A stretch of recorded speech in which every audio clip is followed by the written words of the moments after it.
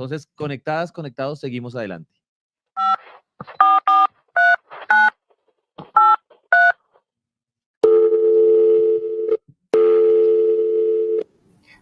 Hey, Cheney, how are you? Good. How are you doing? I didn't think I was going to be on an old-timey phone. That's impressive. It's innovation right there. Right there, yeah, it's taking an old solution and applying it in a new way. So that worked perfectly. So, Cheney, we've been here like almost 4 hours broadcasting Donaton, and it's glad to have you here, your experience with BCPI. So the floor is yours, and you can start your presentation right now. Okay. Well, thank you very much for having me. My name is Shani Amanavan. I'm with the Bloomberg Center for Public Innovation at Johns Hopkins University. So I am wearing my, it said to wear a team shirt. So I'm wearing my 8 jersey because I'm going to be talking about Crazy 8. There you go. Here we go. And I know this could be controversial in depending on your fandom, but I also, as a kid, loved the number 8 because it was Pele's number. But I know that's not. Certain fans might be like, "Wait a minute, that's not my team." But anyway, so we're going to talk about Crazy 8s. But before I get too much into Crazy 8s, I wanted to explain why you would use a Crazy 8 or a Loco Ocho. And Crazy 8s is a technique that helps you do rapid prototyping. So what's the point of rapid prototyping? Rapid prototyping helps you make a model to test your ideas quickly and see if they're any good. If an idea is not the best idea, you want to know really quickly before you spent a lot of time or effort or money on it, so you can change to a different idea. And prototyping is the best way to tell if an idea is a good one or not a good one for your particular audience. You might love it, but your audience may not, right? So rapid prototyping is specifically, how do you test your ideas really, really fast, right? So you want to do these on paper because it's really easy to change an idea on paper. You just scribble out the original idea and put a new one down. So, like I was saying, there's a lot of reasons to test. You can test a lot of ideas quickly. It lets you, what we like to call, fail fast, meaning you try out everything that's possible, see which ones don't work, and the ones that seem to work best are the ones that you continue developing. So rapid prototyping, it's a safe space, and you can do these on paper. If you're good with tools like Figma or other online tools, you can use these tools to test with people who are remote, maybe not even in your same city or the same part of the country. And you can also use your prototypes to show other people involved, your other stakeholders, your leadership, other departments that you're working with. After a session, you can show them the prototypes that work well so they can get on the same page with you and be thinking in their heads the same vision of the solution that you're thinking. So, how do you do this?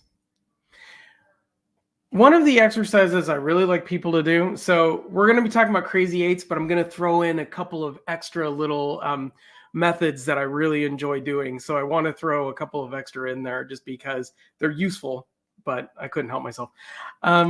What would a celebrity or someone you admire do?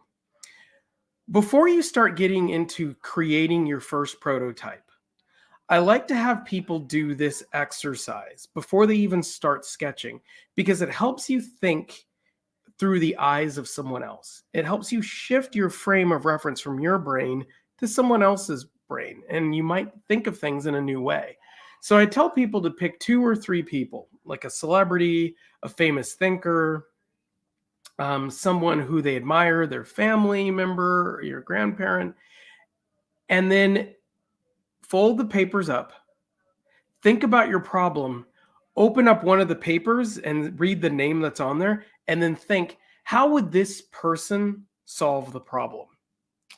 And in trying to think about how another person would do it, it makes you think outside of your own reference. So, for example, I have in here Malcolm Gladwell, who's a author and journalist, and Hedy Lamarr, who was a actress, but people don't realize that she actually invented something called frequency hopping spread spectrum. And it actually is a method for a signal to change frequencies. And it was how, during World War II, how the Allies kept their communication secret.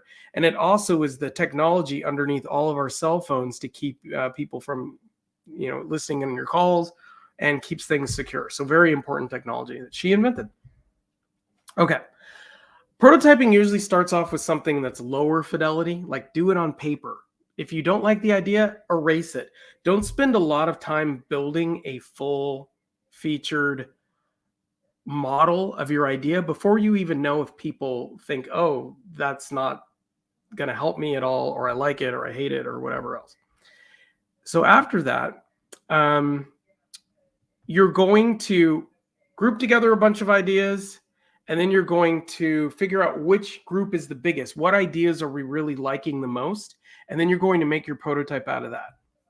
So what that looks like is you start off with writing down all of your ideas on what a prototype could be.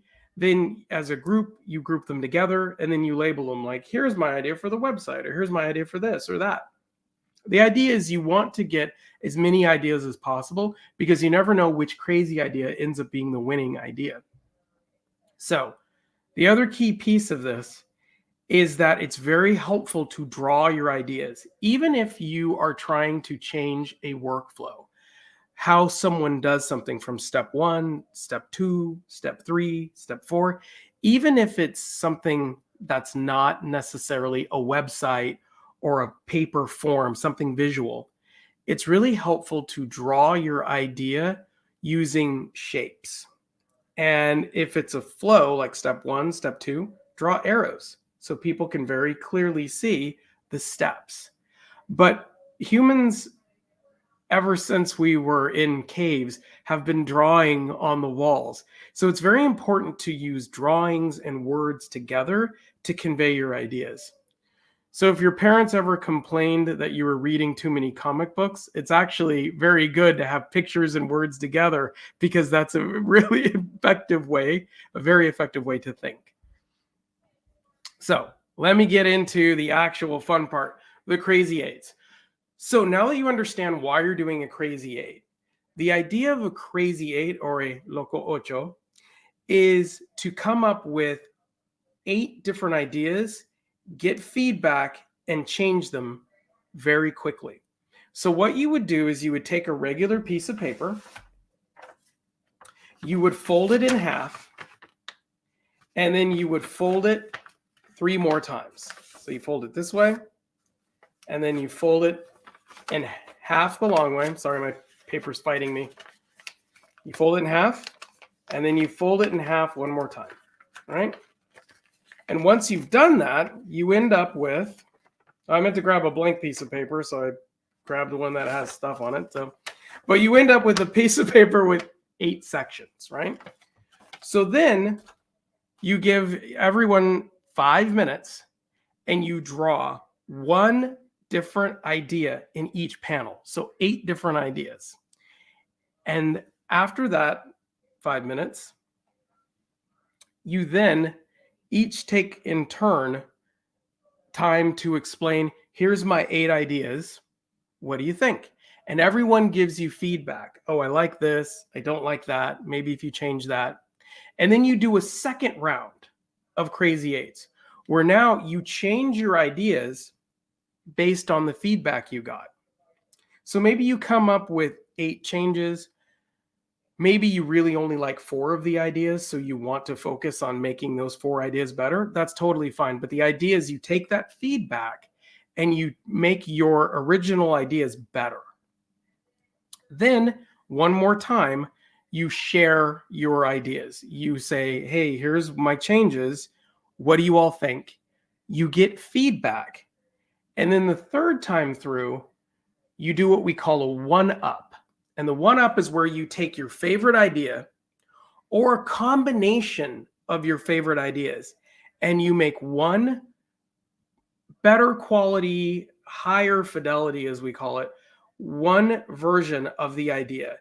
Like I said, you can combine your favorite pieces from the different Crazy Eights, or you can take one idea that you think is the best and just make it more fully featured, make it more rich. But you are still doing this on paper because the idea is you still want to be able to make changes quickly. After you've done your one-up, then you share again.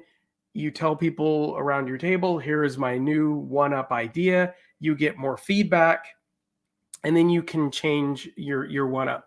The idea is at the end of this Crazy 8 session, your one-up should have all of your best ideas, and the ideas that you don't think are going to be worth exploring, they're still on a Crazy 8 sheet, but you've put them to the side.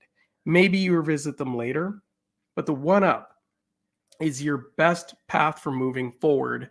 And it's going to be the one that you can turn into a higher quality prototype.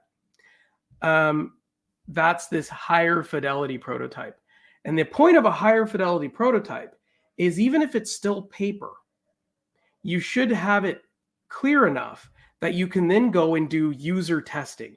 You can put this in front of an actual user, someone who will use this to solve a problem, whether it's an employee, whether it's somebody who lives in your city, or someone else, whoever's going to be using it. You put it in front of them and you say, hey, if you had this, how would you use it to solve your problem? And you watch what they do. And they give you feedback, and then you take that and you continue to refine your paper idea. And sometimes if your idea, let's say it's a building or it's a layout of like, we want to change how our local government office works for people to get papers or where the waiting room is. You don't always have to build these on paper. You could use Lego if you wanted to create a layout. I worked with a team from Albania that was trying to add government features and services to their postal offices. So they used Legos to literally brick out where the desks were and where the walls were, and they figured out if the desk is here, people will walk this way, people will walk that way. So you don't always have to use paper, but by using Legos, if a desk was in the wrong place, they could pick it up and move it. So the idea is make it easy for you to make changes. Also, if you're skilled in HTML as a developer, you can make just low effort HTML versions of websites just to see where people will click, or if they like the layout, or if they understand what you want them to do based on where you have the words and the buttons laid out on the paper or on the website, excuse me. So you can, like I said, also do this with processes. You could have people sitting at different tables and you could have them pass around a piece of paper to model out a process. There's a lot of different ways to do it. But it all comes back to the idea of coming up with 8 ideas, sharing them, getting feedback, changing those 8 ideas, getting more feedback, and then coming up with a one-up, your favorite idea, and then using that to test. So that is Crazy Eights. I use this a lot. I'll give you a quick example. When I was working in the state of California, we needed to change how licensing worked for cannabis. So it was very complicated. There was 3 different agencies that did the different parts of the licensing. There was people who grew the crop. There were people who cultivated it. There were people who had the manufacturing to turn it into different products. And all of them had different ideas of how it should work. By bringing them together and making them sit together at a table and do crazy eights, they were able to understand the perspectives and the needs of the other person in the group. So they were able to say like, oh, if you are growing this, you have this need and this need. Oh, well, that makes sense because when I'm manufacturing, I actually need this and this. And then, oh, if I need a license for both of those, it actually makes sense for me to do this type of license instead of that. So by bringing everyone together and making them draw their ideas, draw their experiences, it made it easier for other people to understand their challenges and their needs. And so we were able to, in a very short series of 8 weeks, build a website that helped them create a unified license so they could see everyone's licenses in one website instead of 3 websites. We were also able to change the application process, and we knocked something along the lines of 3 to 4 weeks off of the processing time, because for some types of licenses, we were able to combine them so they didn't have to do steps separately. So just by bringing people together and doing crazy eights, you can make things much more clear and much more efficient. So I am happy to take any questions that people have about crazy eights or one-ups or rapid prototyping in general. Cheney, thank you so much for sharing this tool with us. I just want to take a step back before we start asking you questions to thank again BCPI, the Bloomberg Center for Public Innovation, and you personally for all the support you've given to the I team that has been like crucial for all the work that we're doing at EO. So thank you so much for all that. My pleasure. You all are amazing, so I love working with you.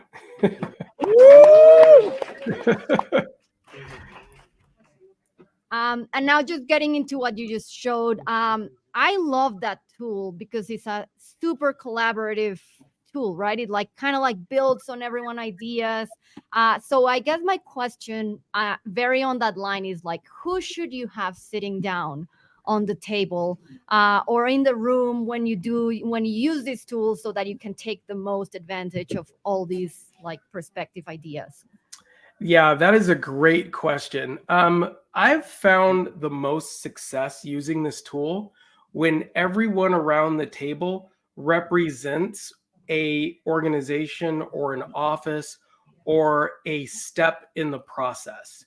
So I usually have the clients or the external users or people who represent the users at the table, because ultimately they're the ones who you need to say, I love this, or I hate this, I will use it, I won't use it. I also find it very important to have, especially for government services, to have staff who actually take, let's say it's an application.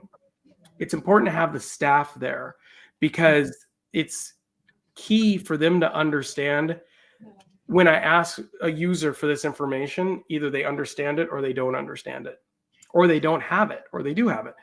And then it's also, I think, important for the users to understand how the government staff member needs to use the information to get the process going.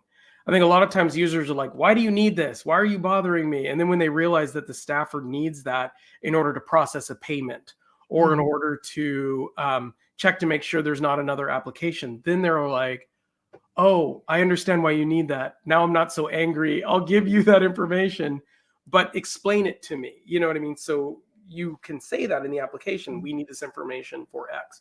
So users, the staff who actually are going to be using the information to do something. And then it's very important to have your build team there. So if you have developers, a product manager, or even the I team or the EBO team, someone from that team who's going to be building it is very important because then they'll understand if people want this, it'll be easy to build that, but difficult to build this other idea. And if you can, policy or data people in the room.